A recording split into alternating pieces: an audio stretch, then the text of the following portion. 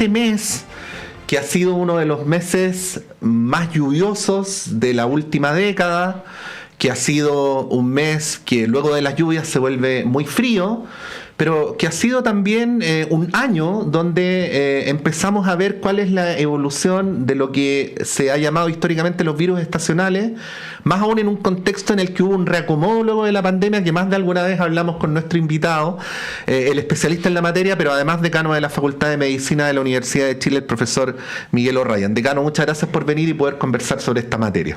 Muy buenos días, Patricio. Siempre un gusto estar en nuestra radio. Sí. Antes de hablar de políticas públicas, hablemos un poquito de la evolución viral. ¿Se acuerda que en pandemia o después de la pandemia los virus no llegaron en los mismos meses que solían llegar? Y ocurrieron ahí varias situaciones que de alguna manera modificaron las estrategias de política pública, ¿no? Después de ese momento, ¿en qué momento estamos hoy día desde el punto de vista, disculpa que lo diga coloquialmente, ¿no?, del comportamiento de los virus? No, está muy bien dicho. Estamos volviendo a una situación más parecida a lo que era, valga la redundancia, situación prepandémica, ¿no? La pandemia, como repetido mucho, al juntarnos y aislarnos todos, produjo un cambio epidemiológico importante. Los 2 años post pandemia, bueno, durante la pandemia no hubo circulación de otros virus respiratorios prácticamente, aparte del COVID-19, porque estábamos todos guardados, no estábamos exponiéndonos. Y eso derivó que los 2 años siguientes se produjera este reacomodo que bien señala usted, y tuvimos curvas bastante anómalas de circulación, anómalas comparado con los años anteriores. Y lo que estamos viendo este año fue una curva muy fuerte digo yo, comparado con otros años en cuanto a la magnitud del virus influenza, que afecta fundamentalmente a adultos, adultos jóvenes, adultos mayores, también puede afectar a niños, por cierto, pero la población más afectada es adultos, y esa es la que vimos en los meses pasados y que fue muy fuerte. Lo que estamos viendo ahora es la caída del virus influenza y empieza a subir el virus respiratorio sincicial, que como pediatra es el que más nos preocupa. Porque el virus sincicial respiratorio es el virus que afecta fundamentalmente al niño menor de 5 años. Y en el niño menor de 1 año es el que produce los cuadros más graves. Los cuadros que llevan especialmente los menores de 6 meses a la hospitalización, unidad de cuidado intensivo y eventualmente a morir. Poco afortunadamente, pero existe ese riesgo por la mayor impacto que tiene en las vías respiratorias de los niños más pequeños. Ahora, la curva del virus sincicial respiratorio este año, comparado con los años pre-pandemia, seguimos la pandemia, es una curva curiosa, por ahora. Es una curva bastante más baja que la que uno esperaría para prácticamente fines de junio, comparado con incluso el año pasado. El año pasado a esta fecha habían 3 veces más de casos que los que tenemos ahora. De tal manera de que, y es entonces una curva que aparece como más tardía. ¿A dónde va a llegar la curva virus sincicial respiratorio? Es lo que estamos observando, porque sigue subiendo. ¿Qué es lo más importante? Lejos, es que este año buena parte de nuestra población de niños menores de 1 año está protegido.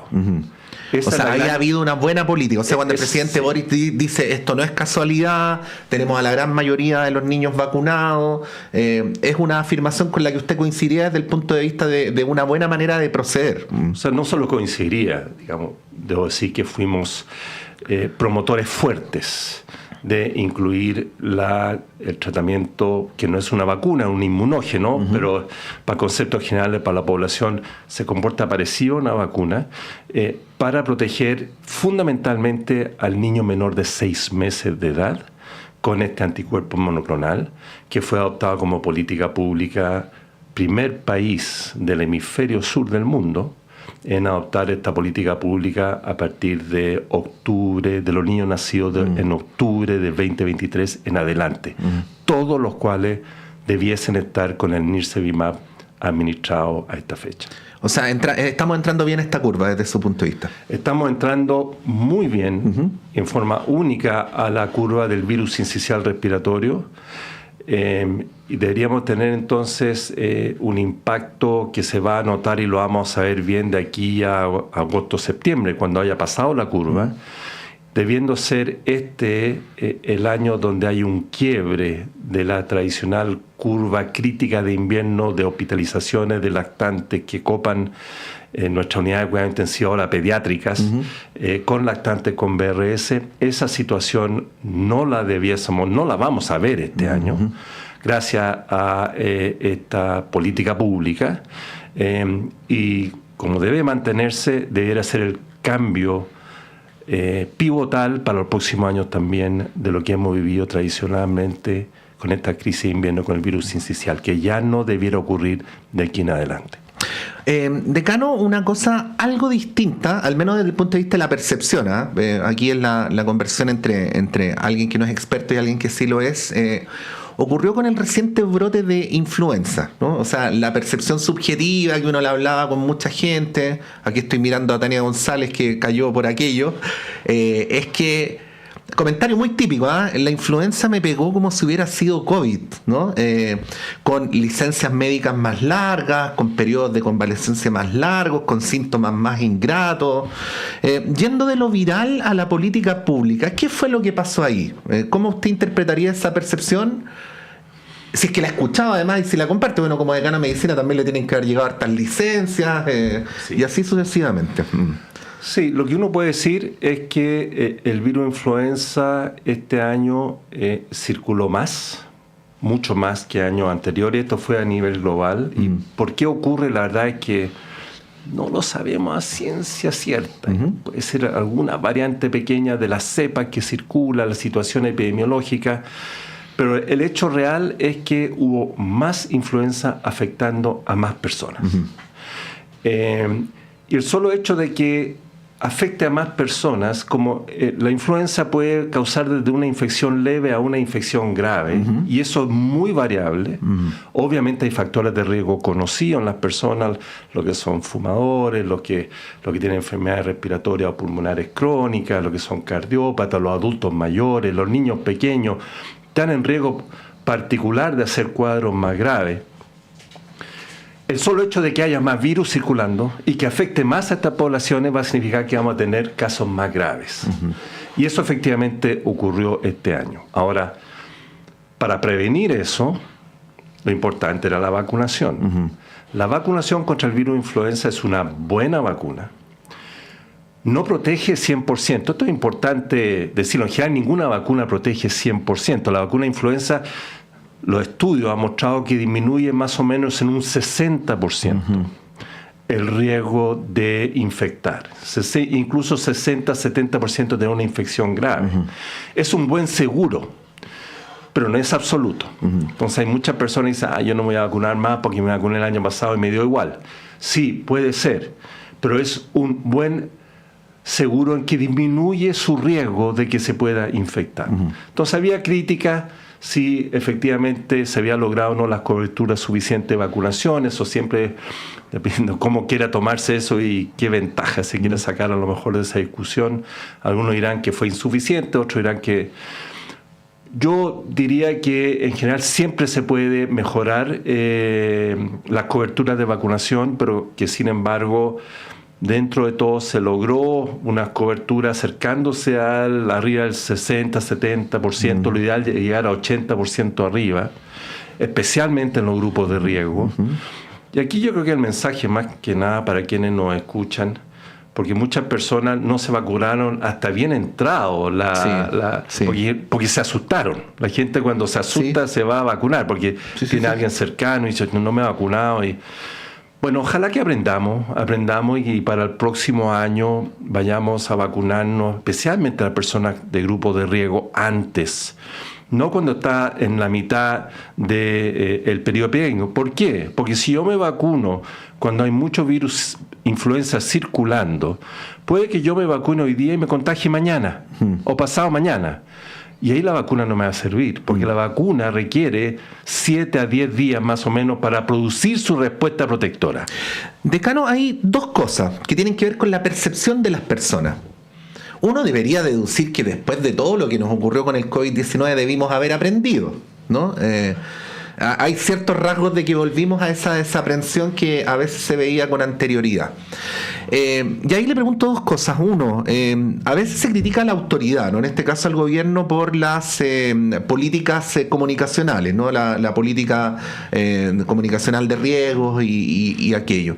Pero por el otro lado, lo que tiene que ver con la percepción de las personas. Le hago solo dos menciones y luego le doy la palabra para que usted haga el análisis, ¿no? Primero, esta idea errónea, ¿no? De que cuando alguien no pertenece formalmente a la población de riesgo, piensa que no tiene ningún riesgo, ¿no? Es una cosa un poco extraña, pero usted sabe que muchas personas lo procesan así. Y por el otro lado le pregunto este debate que nunca debió existir, pero que sin embargo existió entre la evidencia científica y estos relatos antivacunas que escuchamos por distintos lugares y que también calan en un sector de la población. Bueno, sobre este panorama que yo le describo, ¿no? ¿Qué decir? No, Patricio, muy buenas sus dos reflexiones. La primera sobre la vacunación y la población en general. La recomendación que hacemos los especialistas es que si usted puede adquirir la vacuna, vacúnese. Fueron bastante notorios y trágicos los casos de adultos jóvenes que tuvieron influenza grave este año. Pocos, pero dramáticos, cada uno dramático. El riesgo de un adulto joven de hacer una influenza grave y morir es muy bajo, pero existe. Porque hay adultos jóvenes que sin saberlo pueden tener algún tipo de predisposición oculta, genética, en fin, a hacer una infección más grave y que solamente se desenmascara cuando sufren el cuadro agresivo. Y que si hubiera estado vacunado probablemente habría estado protegido. Entonces, si bien la vacuna es gratis para los grupos de riesgo y uno lo puede adquirir y se administra en los lugares de vacunación, también las farmacias tienen disponibilidad durante el periodo de las vacunas. Tienen un precio generalmente entre 8 y 12 mil pesos, que para muchos obviamente y para una mayoría es alto. Pero yo diría que si está pensando gastar esa plata en algún otro insumo y lo tiene, piense primero en vacunarse porque es un buen seguro de vida. Así que sí, el concepto ojalá es tener esa cultura de vacunación, que vuelvo a insistir, es un buen seguro contra la posibilidad de sufrir una enfermedad moderada a grave a toda edad, a toda edad, no solo en los grupos de riesgo. Y la segunda pregunta, que tenía que ver con la discusión entre la evidencia científica y estos relatos antivacunas, ¿no? Sí, estamos permanentemente tratando, yo diría, no convencer a personas que son declaradamente antivacunas, porque las razones detrás de su lógica son distintas, son entre ideológicas y no obedecen mucho el razonamiento científico. Y no hay manera de penetrar. La verdad es que yo he tratado algunas veces, pero he visto que ahí no hay espacio. Lo importante es que nuestra población, que no es antivacuna, sino que tiene dudas naturales o razonables sobre la seguridad de la vacuna, la eficacia, la efectividad que puedan tener, no se dejen influir en exceso por estos grupos antivacunas, y que podamos contrarrestar en ellos con argumentación basado en lo que sabemos y lo que no sabemos también, porque hay que tener humildad. ¿Por qué es claramente mejor basado en la evidencia disponible? En cuanto a que las vacunas demuestran, antes de que sea administrada a una persona, un perfil amplio y alto de seguridad, que es lo más importante. Y esto es bien importante para estas vacunas donde mucha gente dice también, ay, qué más, doctor, me vacuné y me hizo peor porque me sentí mal, me causó la gripe. Y ahí hay que explicarle que esta es una vacuna inactivada, que no puede producir la gripe, el virus está muerto. Lo que sí hace es despertar una respuesta inmune protectora. Esa respuesta inmune protectora puede producir algunas molestias, puede producir un poco de dolor local. Pero no la enfermedad, digamos. Pero no produce la enfermedad. Repetirlo, porque esto ocurre hasta en los más cercanos míos, digamos, y explicarle por qué vacunar lo va a proteger, contra, no de forma absoluta, como dije al comienzo, pero le disminuye en forma muy importante el riesgo de infectar, y especialmente hacer esa infección grave que a las personas de riesgo lo puede llevar, a los adultos mayores lo puede llevar a fallecer. Sí. Estamos conversando con el decano de la Facultad de Medicina de la Universidad de Chile, infectólogo, el profesor Miguel O'Ryan.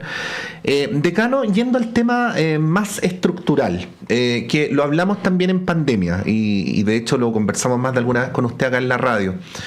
Cuando sacábamos las cuentas de cómo había pillado al país la situación del COVID-19, pero creo que a propósito del tema que estamos conversando, es una discusión totalmente vigente y pertinente para el momento actual. Resumiendo, creo que la gran fortaleza que en general se describía era que en nuestro país el sistema de salud primaria había funcionado muy bien y había concurrido de manera muy consistente a respaldar la política del gobierno de turno en esa materia, ¿no? Y en ese sentido se valoró, usted sabe, decano, a veces los tan vilipendiados consultorios, esta política pública que data al menos desde la década del 30 del siglo pasado, ¿no? Eso por un lado, ¿no? Pero por el otro lado también se veía como una gran debilidad, algo que estoy casi seguro, no le quiero atribuir algo que no dijo, pero estoy casi seguro que se lo escucha a usted, esto de que nuestro país había tenido una tradición robusta y persistente en la generación de vacunas propias, y que lamentablemente esa virtud de la política pública chilena se había interrumpido hace por lo menos 2 décadas y que era preciso recuperarla, ¿no? Traigamos esa discusión al presente, ¿no? ¿Cómo ve en términos estructurales la preparación de nuestro país para enfrentar episodios como estos, que pueden ser más graves o menos graves, pero que, sea lo que sabemos, es que los tenemos todos los años más o menos en esta fecha? Sí. Yo creo que reforzar que Chile, y aquí no se trata de ser ni autocomplaciente ni ponerse galones de más, pero Chile es un país reconocido por su política de salud pública a nivel continental, sin duda, y a nivel global. Basta salir del país, estar en otros foros para sentir y percibir esa percepción. Y esto ha sido particularmente fuerte en el área de inmunización y vacunación, que a mí me toca actuar como infectólogo pediatra. En todos los congresos latinoamericanos Chile es destacado, aún frente a las potencias por tamaño, Argentina y Brasil. Y eso se debe fundamentalmente a que tenemos una cultura de salud pública muy fuerte. Hoy día se celebran los 81 años de la Escuela de Salud Pública de la Facultad de Medicina. Voy a estar ahí a las 12. Aprovechemos a dar saludos ahí. Y ahí han habido y se ha desarrollado, no solo ahí, pero grandes fomentadores y potenciadores de salud pública. Entonces eso no hay ninguna duda. ¿Qué mejor ejemplo? Y vuelvo a destacar, porque hemos sido tremendamente felicitados por esto, de la incorporación del anticuerpo monoclonal Nirsevimab en la campaña de hoy. El primer país de Latinoamérica, no solo Latinoamérica, el primer país del hemisferio sur, como país, como campaña pública, por sobre Australia, por ejemplo. ¿Y cómo se logró esto? Se logró por un trabajo conjunto entre la academia, que hizo y evaluó los estudios, no se hicieron los estudios en Chile, pero que evaluó los estudios recientemente saliendo la seguridad y eficacia de este nuevo producto, el anticuerpo monoclonal. Avanzó, y aquí trabajamos con el Instituto de Sistemas Complejos de Ingeniería, la Facultad de Medicina y el Ministerio de Salud en estudios muy robustos de costo-efectividad, porque es un anticuerpo caro.